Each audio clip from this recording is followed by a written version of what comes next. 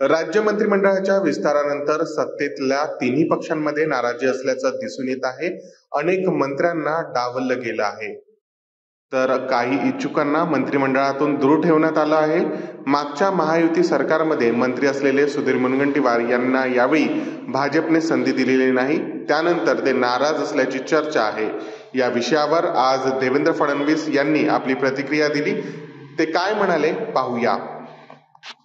भाऊ आमचे ज्येष्ठ नेते आहेत आणि जसं मी सांगितलं की पक्षाने काही लोकांना मंत्रिमंडळात न घेण्याच्या पाठीमागे त्यांना काही विशिष्ट जबाबदारी देण्याचा मानस तयार केलेला आहे.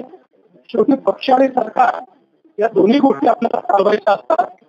त्यामुळे काही वेळी सरकारमध्ये काम करणारे पक्षात काम करतात, काही पक्षात काम करणारे सरकारमध्ये काम करतात.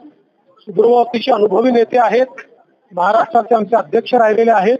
त्यामुळे आमच्या केंद्रीय पक्षाने त्यांच्याबद्दल काही विचार करूनच त्यांना मंत्रिमंडळात घेतलेलं नाही.